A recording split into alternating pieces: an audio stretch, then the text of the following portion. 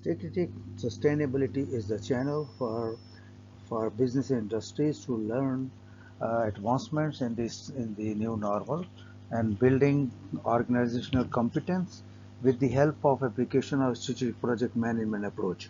Uh, the uh, channel is run by Integrated Corporate Management Solutions, that is essentially to help business industry to move in strategic directions with the competence built for a disciplined strategy implementation.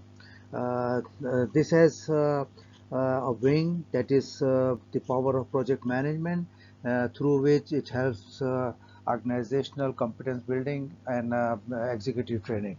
Uh, Here, the moving business in new normal is being discussed in this presentation today, and there are going to be number of presentations taken up in this area. And today's topic is essentially to prepare groundwork and to help organizations to move in strategic directions. Uh, uh, I'm Aslam Mirza, and here is my introduction. It can help you to see my exposure to business industry and the strength I carry with the exposure, experience, and learning in the field. Uh, Here, the organizations has brought up a model to help business industry to move in strategic directions, and for that, you can only make advancement in the required directions when there is a measure to compare with. And for that purpose, this model is provided to measure your advancements and help you to move incrementally in the areas to thriving, because organizations can only survive if they are moving in their strategic directions, and they can only thrive if they are keeping their directions in line with their strategy.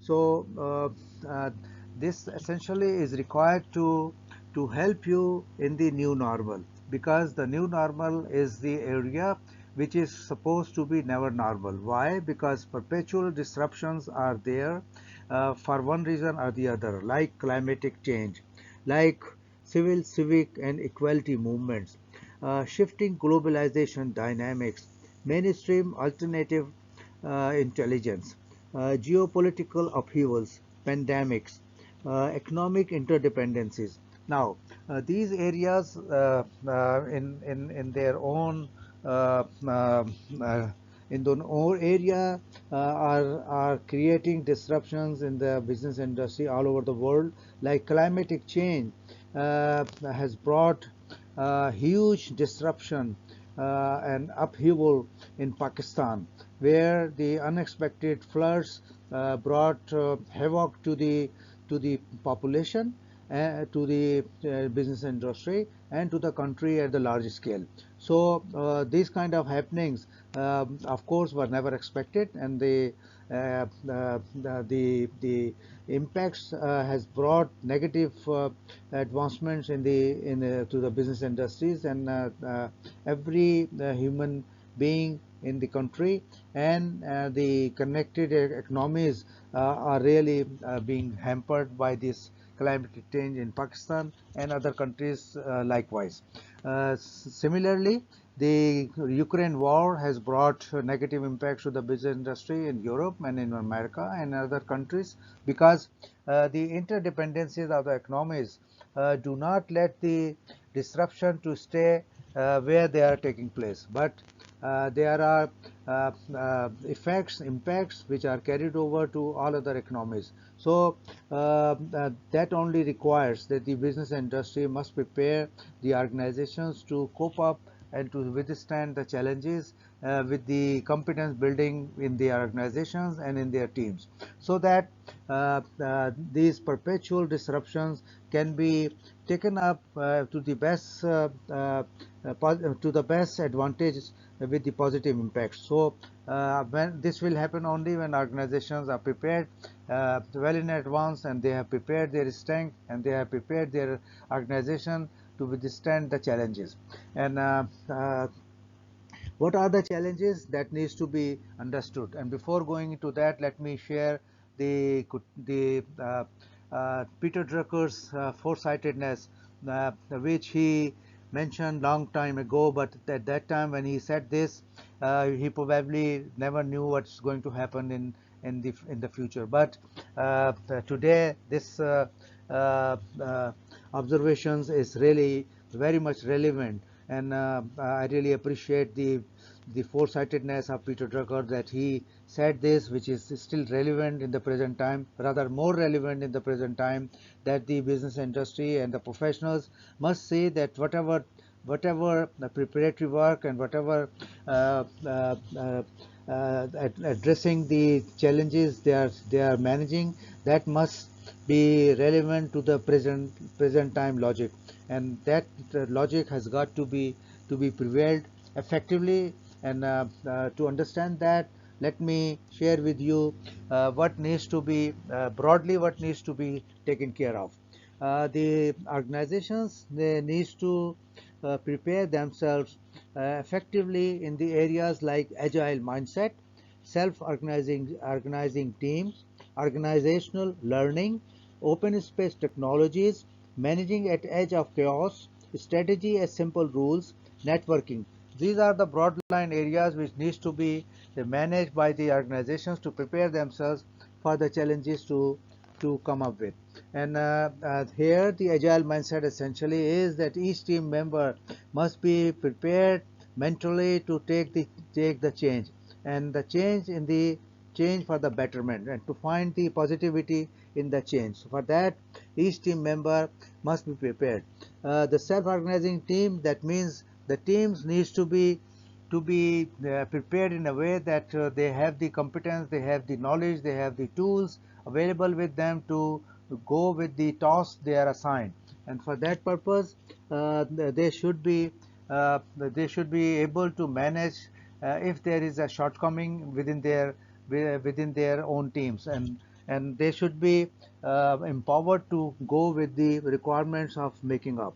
Organizational learning essentially is a basic requirements of project management process areas, because the project management recommends in the 5 process groups that the lessons learned should be captured with all the advancements in the organizations, and that learning must be kept for the organizational knowledge, and that knowledge helps organizations to move in the time of challenge, and to see that what worked best in that similar circumstances. So that learning must be made available, and must be captured, and must help organizations to become learning organizations. Uh, Open space technology, this is again an approach and a tool that is open space technology is a process or originally designed by Harris Owen, who allows organizations or groups and communities to operate with high level of dialogue, passion, and commitment. It allows leadership and structure to emerge, stimulate meaningful planning, and initiates inspired performance. It helps finding commitment and energy in those who want to share responsibility for making things happen. So this is the approach which is really helpful in the present time to see that how things should move. So this must be put into effect in the organizations.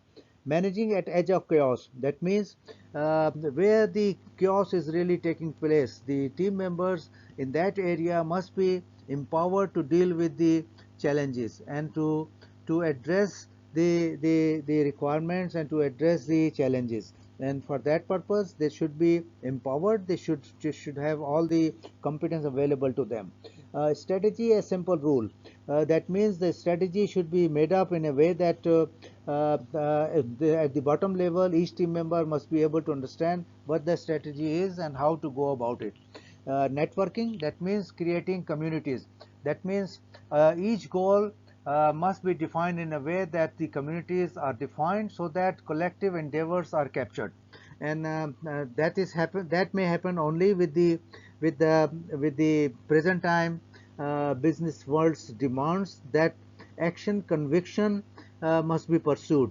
The action conviction means that whatever action is required to be carried out must be done with the force of the conviction, because that will only help to make the things happen.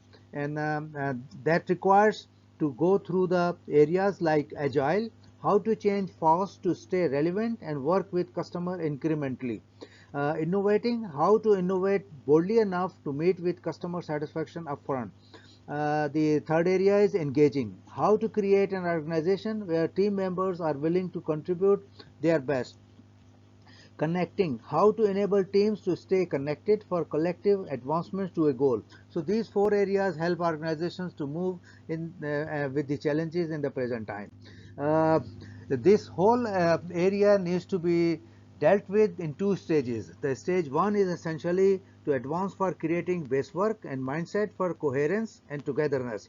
The second area essential is dealing with fear, mental fog, free floating anxiety, health issues, mental and physical. This needs to be managed effectively.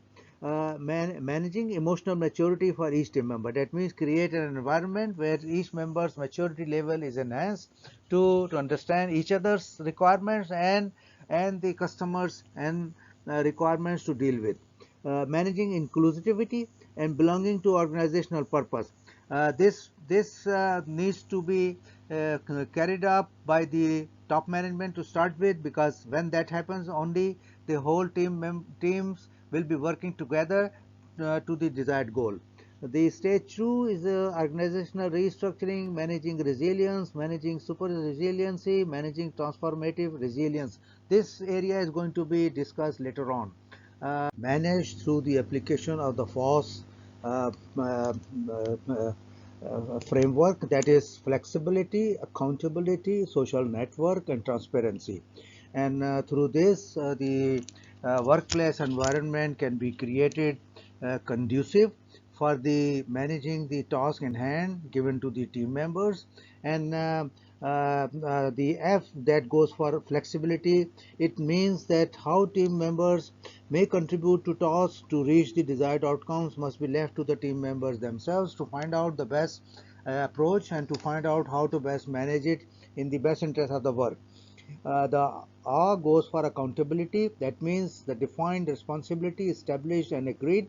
That means the accountability must not be what time the team member is coming or going and what how they are doing it, but the confidence must be placed in the team members to see that they are contributing the way they to the best required outcome. And definitely only the accountability should be that they are following the flow of the work and they are meeting with the desired outcome.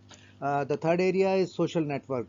It has proved that the team which is socially connected brings out better results, because the social network helps the team members to work together and the interdependencies are worked out in the best manner for the desired outcomes. The fourth area is transparency. The flow of work and the input timings agreed for desired outcomes must be focused, and the transparency should be kept on the flow and not on the timings or the way it is, because you are required to trust your team members, because you have hired the team members with their best abilities. And when you put the team members to the work, they must be given with the full opportunity to work the way they want to, and to bring in the best they can bring to the job. So that should be the area that helps the teams to work in the best manner. Uh, Finally, thank you very much for your attention and for your staying with me for understanding the approach. This is the context available here for you to reach out if required to reach and find out any questions, any clarity. I'll be very happy to respond to you. Thank you very much. With this,